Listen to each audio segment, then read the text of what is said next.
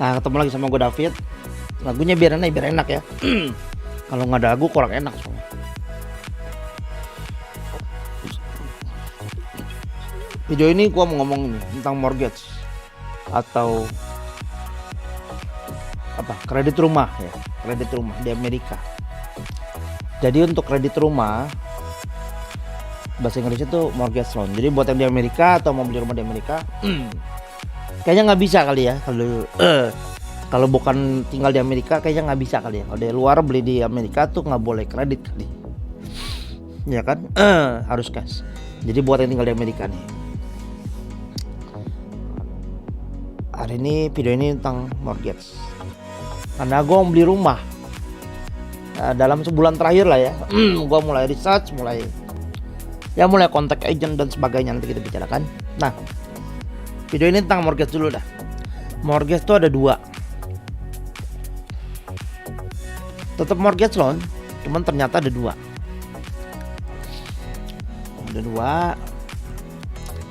Nah ya, pertama itu dibagi dua besar maksudnya ya. Government program, non-government program.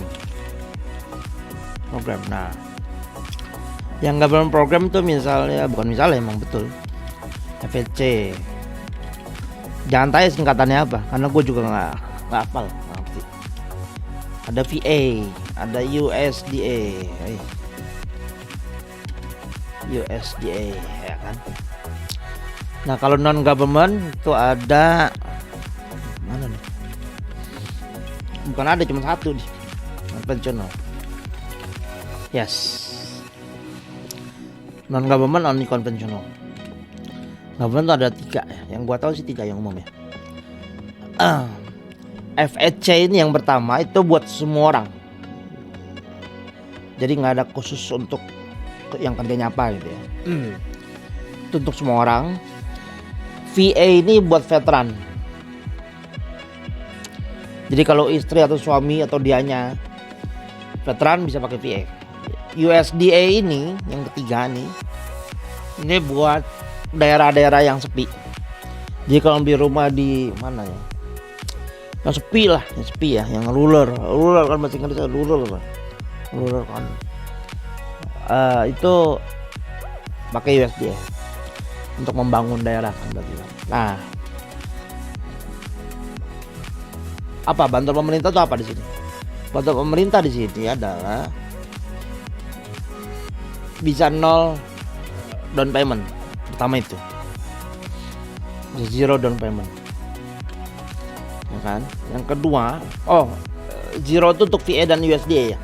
Kalau FHC harus ada, cuman kecil sekitar 3%. Terus yang kedua itu DTI-nya tinggi, rasio DTI tinggi. Apa itu DTI? Debt to income. After this, gue mau kasih tau debt to income rasio namanya. Itu tinggi. Jadi kalau government tuh 50%, kalau non government itu 45%. Ya, right. Jadi itu bedanya. Sama ngomong di sini aja.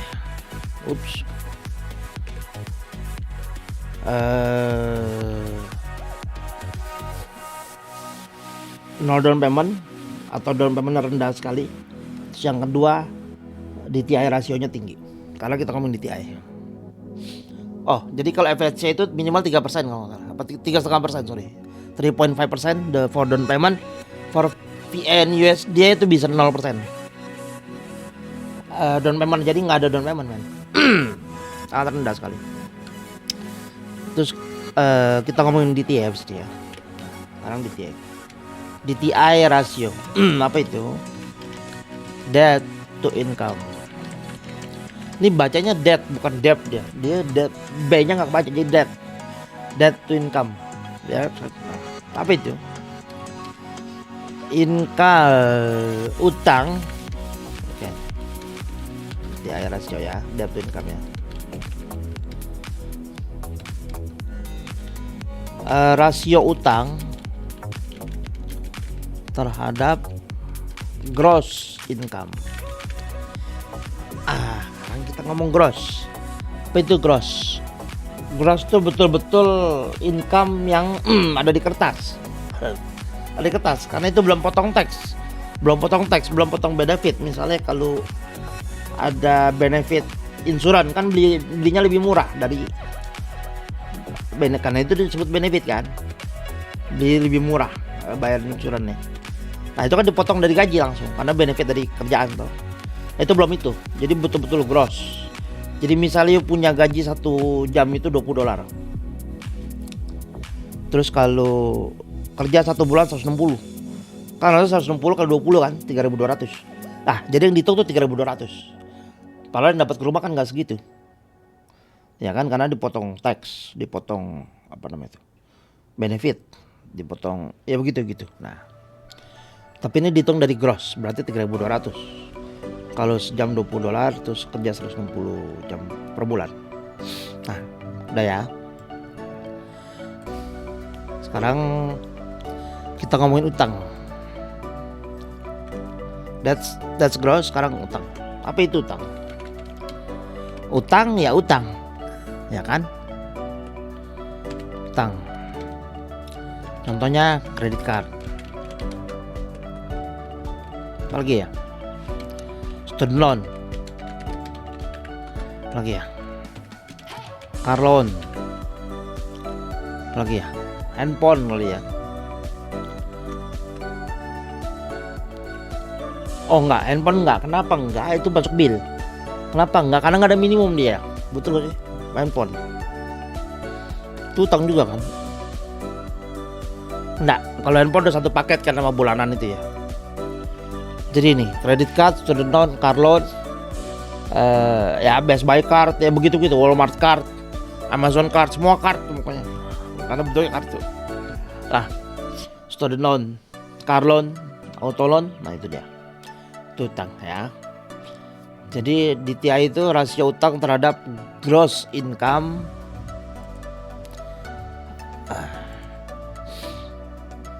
gross income tahu?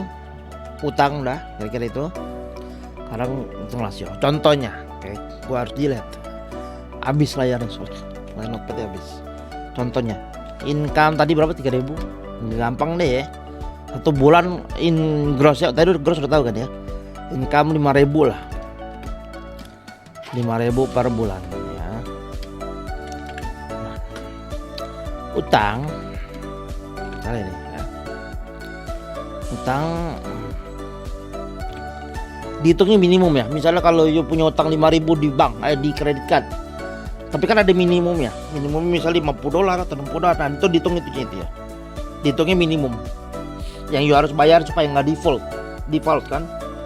Kan yang you nggak akan default, nggak akan kena ke credit score sama default. Kalau default kan kena credit score. Apa tuh default ya? Gagal bayar. Ya kan? Selama you bayar minimum kan. Kalau credit card begitu kan. As long you pay minimum, you not default, gagal bayar, nggak akan gagal bayar. Nah, jadi hitung minimum. Misalnya utangnya 5.000 gitu, minimumnya $50, ya udah berarti $50. Hitungnya begitu ya. Totalin utang student loan, car loan per bulan yang harus bayar berapa? Kalau kredit card minimum sekali lagi. Kalau misalnya 1.000 totalnya semua, udah kredit card, udah student loan, udah auto loan, mobilnya 5 atau 3 atau 2 gitu ya. Totalin aja semua utangnya. Misalnya 1.000 total utangnya per bulan.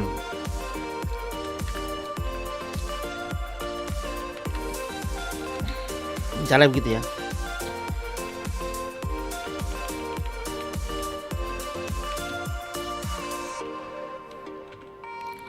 Nah, rasionya berarti rasio DTI berarti kan 5.000 dibagi gimana tuh? Ya begini kan? Ya kan? Hah? Iyalah, 5.000 dibagi 1.000. 20%. 20%. Nah, itu ya. Nah, ini rasio DTI, gue gedein. Rasio DTI. Nah ini 20%. 5.000 dibagi 1.000. Ya kan? Karena kan 20% dari 5.000 ya 1.000. Kira-kira begitu ya. Nah, berarti you punya rasio DTI itu 20%. Ya, oke. Nah, udah ngerti ya contohnya. Sekarang kita ngomong tadi. Government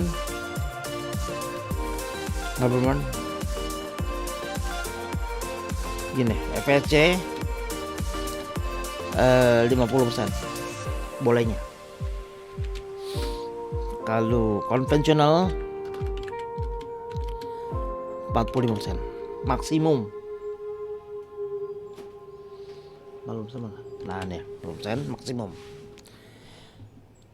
50% dan atau 45% ini begitu ditambahin mortgage loan.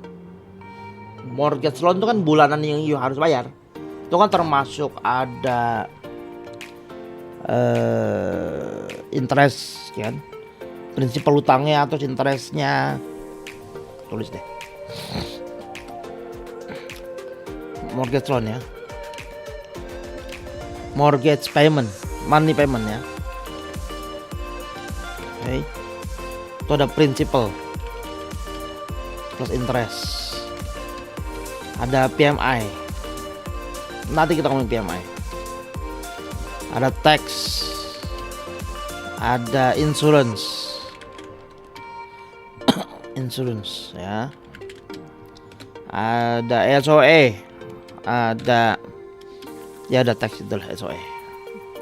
Jadi kalau SOE termasuk di situ. Jadi bulanan nih harus bayar. Nah, itu nggak boleh lebih dari 50%. DTI-nya nggak boleh 50%. Ditambah tadi utang. Jadi kalau misalnya tadi berapa rasionya? DTI-nya 20% ya. Kan income 5.000, utang 1.000 kan, jadi 20%. 20%. Kalau pakai FSC tadi 50% kan?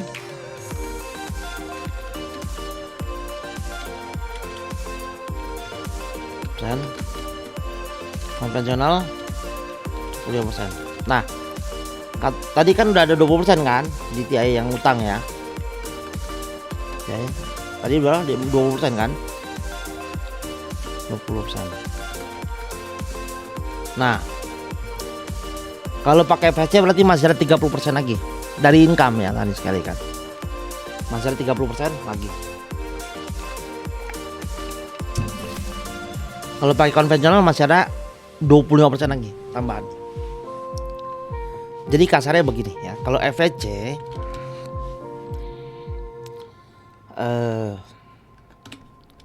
total mortgage dan utang yang harus dibayar tiap bulan. Mortgage kan harus dibayar tiap bulan. Nanti kan begitu udah dapat mortgage-nya, udah beli rumah kan bayar tiap bulan. Itu nggak boleh lebih besar dari, harus lebih kecil dari 50%. 50%. Berkecil dari 50%. Kan? Oh, gini tuh, gini. Ini sama dengan atau DTI-nya gitu ya. Kalau konvensional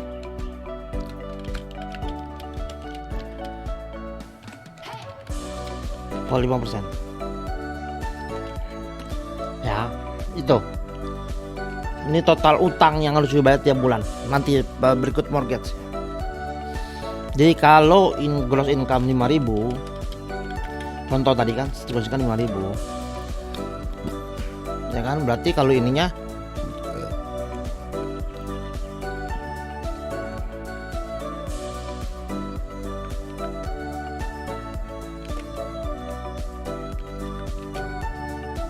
Ibu, berarti ini berapa? 2.500, betul. Ini berapa? Berapa ya? 2.000. 2.250. Nah itu. Nggak boleh lebih dari segini per bulannya. Berikut mortgage dan utang yang udah ada. Ya. Ya, itu namanya DTI. Ngerti gak ya? Gampang kan deh. Gampang kan. Jadi kalau yuk punya utang 1.000 tadi, tinggal 1.500 tuh kalau pakai FHC. Boleh boleh kredit rumahnya. Yang tiap bulan harus bayar boleh maksimal 1.500. 1.500 karena udah punya 1.000 kan tadi. Tapi kalau pakai konvensional DTI yang 45%, DTI-nya cuma 45% kan, 45%. Karena tadi punya utang 1.000, cuma boleh 1.250. Kan kira-kira begitu ya. Itu DTI. Itu DTI. Karena kalau di atas pasti nggak dikasih loannya. Sekarang kita ngomong PMI. PMI. Apa itu PMI? Namanya Premium Mortgage Insurance. Sebentar ya, saya harus. Nah, kembali lagi ya. Tadi ada telepon dari lender. Lender telepon. Nah, sekarang kita ngomongin PMI. Apa itu PMI? PMI itu ini. Jangan dulu kali suaranya ya. Oke, PMI itu Premium Mortgage Insurance. Ini susah amat sih. Telepon ganggu. Nah, ini PMI, Premium Mortgage Insurance ya. Oke, PMI itu 1-2% dari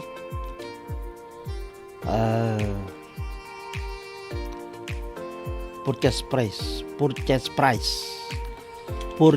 price harga rumah yang dibeli itu ya kan, harga rumah yang dibeli itu PMI. Oke, nah PMI berlaku kalau you harus bayar PMI tiap bulan. 1-2% itu per tahun ya, dibagi per 12 bulan kan. Kemudian kalau down payment DP di bawah lebih kecil dari 20%. Kalau DP di bawah 20%, ini nggak ada sama dengan ya, let's lebih kecil. Kalau sama dengan nggak, kalau sama dengan berarti 20% termasuk, ini enggak. Tapi kalau di bawah 20%, you harus bayar PMI. Kan? Nah, bedanya kalau FHC, PMI nggak bisa hilang. Ya, PMI nggak bisa hilang.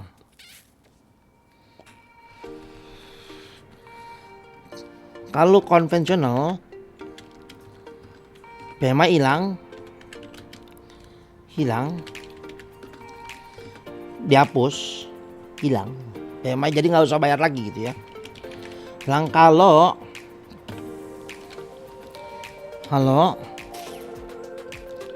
if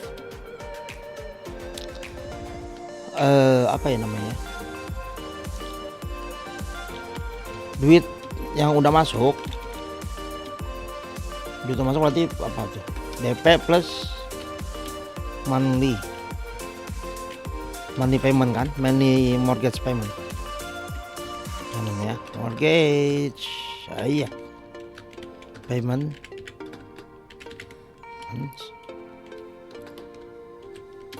lebih dari 20%. Maksudnya apa? Jadi kalau pakai konvensional kalau duit udah masuk, down payment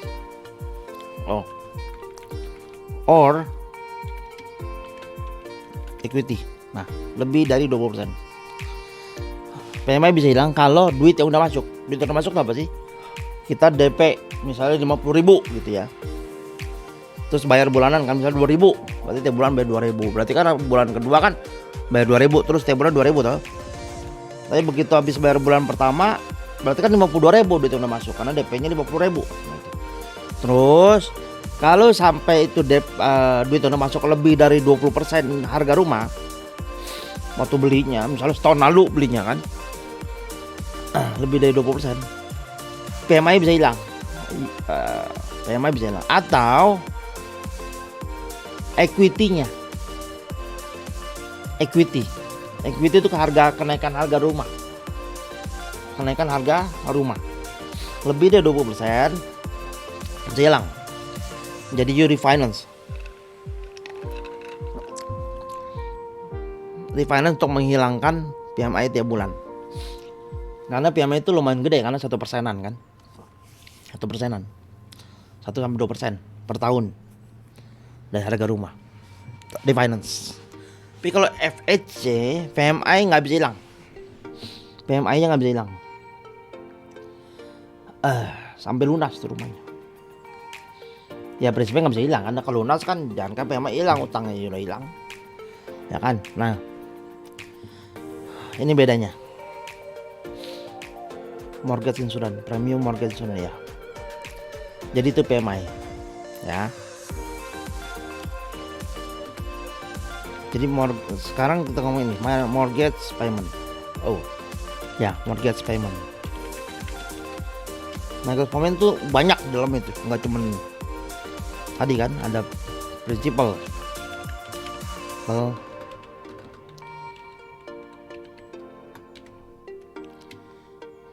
Principal tambah bunga atau interest, kan? Tiap bulan harus bayar. Tambah lagi PMI tadi, ya. Kalau DP-nya di bawah 20%, kalau 20% nggak ada PMI itu, anggapnya ada ya. Tambah PMI, tambah lagi property tax. Kalau di Amerika property tax itu average itu 1%. Jadi kayaknya nggak ada 1,5, nggak ada. Jadi 1%. 1% ya. 1%. 1%.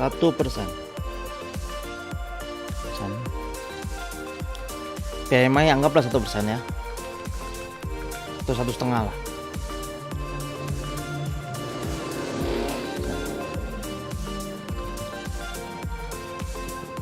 Oke. PMI. Interest nih sekarang lagi bagus nih. Masa paling baik 3. Dia 2,8, 2,7, 2,4, 3% lah ya. 3%. Principal, interest, property tax. Nah, ada lagi nih, kalau daerahnya baru dibangun yang lagi masa. Jadi dia nggak masuk USDA, jadi bukan ruler. Cuman lagi pembangun, lagi baru dibangun, bukan baru bangun ya, apa namanya? Jadi belum padat lah. Masih banyak harus bangun jalan, masih banyak harus bangun begitu-begitu. Ada lagi namanya Melrose ya kalau salah ya. Melrose tax. Itu sama 1%. Kalau Melrose tergantung kotanya. Misalnya. Kalau interest, PMI, property tax, Melrose lagi. Oh. Insurance rumah kalau kebakaran itu harus. Kalau kebakaran, banjir atau apapun itu insurance rumah. Terus HOA itu lah. HOA, Homeowner Association itulah. Kalau HOA itu gantung, insurance tuh kecil lah. Kalau rumah 400.000 aja paling $100, ya kan? Jadi tuh mortgage payment yang tiap bulan ini nih yang harus dibayar. Itu udah harus jadi satu tuh. Jadi satu maksudnya dia harus bayar semua, kira-kira gitu ya. Kayak gitu. Jadi berapa tuh? 3%, 4%, 5,5% yang harus bayar per tahun. Oh, lebih lah. 3. Oh, ini kalau Melrose, kalau daerah-daerah kayak kalau di sini tuh Benning misalnya tuh, Bumen gitu. Ya kan, karena kan ramainya berapa Yucaipa enggak kayaknya. Ramainya kan berapa Yucaipa kan. Setelah kesana kan sepi tuh. Baru ada lagi Bumen kan. Bumen tuh baru mulai dibangun 5-6 tahun lalu gitu kan. Mulai banyak rumah, tapi harganya murah tuh. Biasa kalau rumah yang ada Melrose harga murah karena masih agak sepi. Rumah baru pun masih murah tuh dibanding kota kan. Yang udah padat kayak Redland, Loma Linda, terus sampai Rialto ya, terus sampai KLE. Nah, itu lebih mahal. Tapi kalau yang ada manual biasa sepi. Nah, gitu. Ini mortgage payment, ya kan? Mortgage payment ini udah tahu totalnya, kira-kira itu ya. Mortgage payment itu nggak boleh lebih besar dari plus DTI yang udah ada. Utang. Ini money ya. Money lah. Money itu bulanan ya. Money mortgage payment plus money minimum utang. Minimum utang. Nah ini apa namanya? Ini nggak boleh, kalau FHC ini nggak boleh lebih besar dari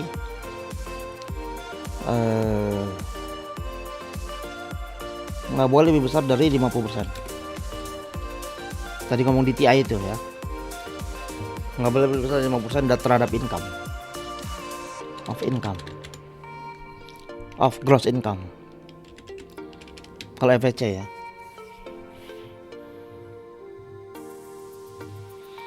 Itu namanya DTI. Jadi bisa kalkulasi sendiri. Ya kan? Nah, sekarang kita ngomongin ini. Nextnya gimana ngitungnya? Kira-kira gitu ya. Gimana ngitungnya? Sekarang kita pindah ke mari ya. Kita pakai apa ya? Bank rate dah. Ini aja gampangnya. Mortgage kalkulator. Nah, ada makanya Google kalkulator. Saya lebih suka pakai bank rate ya, karena lebih masuk akal gitu. Lebih ya lebih inilah, lebih mahal. Kalau mortgage kalkulator tuh kayak ini kok kayaknya too good to be true gitu ya. Kalau yang bank rate lebih real lah ya. Nah ini dia. Datang ya. Oh iya. Kayak ini buat gambaran aja. Misalnya 500.000 purchase price-nya ya. Purchase price-nya 500.000. Final price waktu tanda tangan kontrak rumah. Tanda tangan jual beli harga 500.000 gitu ya. Misalnya gitu ya. Terus DP-nya berapa? Katakanlah 3%, 3,5 lah misalnya ya. 30 tahun bunganya 3%, maksimal 3 soalnya kayaknya. Terus ini show. Ini nggak ngaruh sebetulnya, tapi oke lah. Salah 700. Nanti property tax. Ya kan dari 500.000 property tax 1%. Itu 300 sekian. Nah, home owner insurance 100. Kalau 500.000 nggak mungkin 66, 100 lah. SOE. Nah kalau 500, nah ini SOE tergantung, bisa ada bisa enggak. Kalau rumah penduduk enggak, tapi kalau yang rumah-rumah yang bagus-bagus itu ada SOE dia. Katakanlah 100 gitu ya. SOE kadang mahal, bisa 200, 300. Ya kan, tapi itu kan tamannya beresin sama dia. Terus ada kolam renang. Community kolam renang maksudnya. Per bulannya segini. Ya kan, per bulan segini. Jadi kalau you punya income 5.000 per bulan grossnya, you nggak bakal boleh beli harga rumah 500.000 dengan DP-nya 17.500 atau 3,5%, kan gitu kan? Kok DP-nya digedein 20% gitu atau 10% lah. Nah, ini boleh karena kan 2.500 asal you nggak punya utang, nggak ada kartu kredit, utang gitu, nggak ada car loan, nggak ada apapun. Jadi betul-betul nggak ada utang. Kan jadi 50% tuh. Ya kan? Kalau pakai FHC 50%. Kalau pakai konvensional mungkin nggak bisa juga segini. Harus naikin DP-nya misalnya 15% gitu. Nah, ini mungkin bisa. Pakai konvensional bisa, pakai FHC bisa. Karena money payment-nya 2.300. Kalau you punya gaji 1 bulan 5.000 grossnya, terus nggak punya utang lain di luar itu yang harus dibayar minimum itu, nggak ada kartu kredit, nggak ada car, nggak ada, ya itu nggak ada loan, student loan nggak ada, berarti maksimal 50% 2.500. Betul ya. Kalau pakai FHC pasti bisa nih, tapi kalau konvensional kayaknya belum tuh bisa. Coba lihat 5.000 Bagi 100 berapa? 50 ya. 50 kali 45. Aduh, nggak bisa juga karena 2250 tuh. Nggak bisa. Jadi kalau yo 5000 gross income ya, yo nggak bisa pakai konvensional. Nggak akan boleh. Karena 45% DTI-nya. Yaitu 2250. Dengan syarat yo nggak punya utang lain selain itu ya. Nggak ada kartu kredit tadi ya. Nah. Kalau 500.000 ya. Jadi pengaruhnya kalau berarti kalau lihat dari sini ya, kalau lihat dari sini yang penting di sini adalah pertama income. Kedua, ini nggak ada urutan mana yang paling penting, tapi kira-kira dua ya inilah yang pentingnya. Sama-sama penting maksudnya. Kedua, down payment.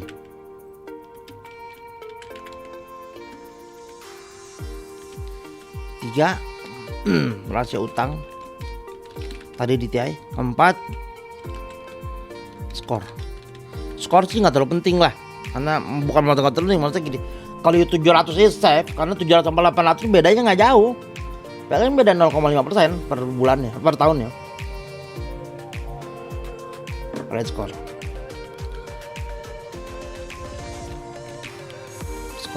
Kenapa rasio utang penting? Karena begini tadi kan, yang 50% tadi. Kalau lihat dari sini kan begini ya. Kenapa penting? Karena begini. Kalau you punya gaji 10.000 gitu. You punya gaji 10.000. Ya ini penting. Kenapa penting? Karena begini. You income grossnya per bulannya 10.000 lah, gede kan? Ya kan? Tapi utang minimumnya mandinya misalnya punya mobil 5 gitu. Punya kartu kredit banyak gitu. Utang semua gitu ya. Kalau utang minimum mandinya misalnya nggak sampai banyak, 4.000 aja.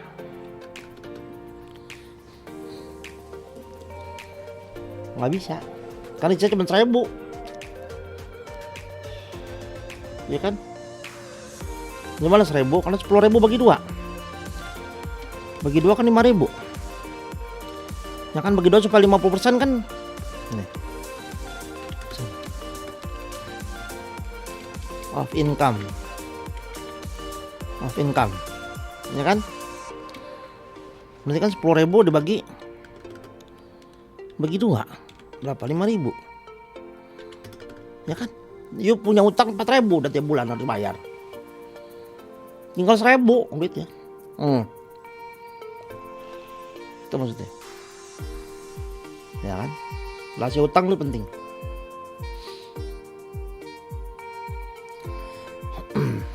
Kira-kira itu. Jadi ini yang paling penting ya. Income 2, rasio utang 3. Apa lagi tadi? Income, rasio utang.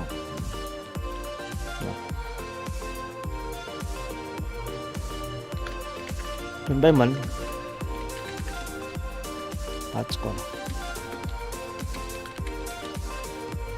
Dan payment penting kan? Tadi kalau lihat di sini lihat nih. Nih, kalau 20% 2.200 PMI hilang.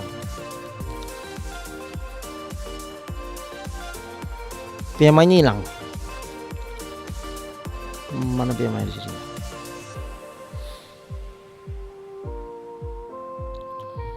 Oh, udah termasuk, udah di lagi nama dia.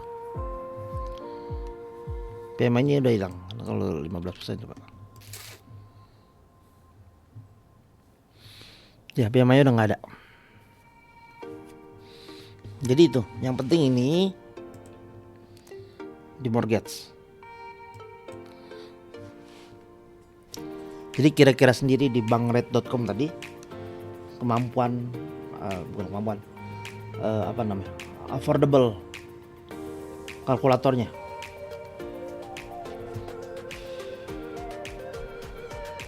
Sebelum apply loan itu dulu supaya tahu dulu kira-kira dapat nggak ya, kan gitu kira-kira. Nah, jadi video kali ini tentang itu.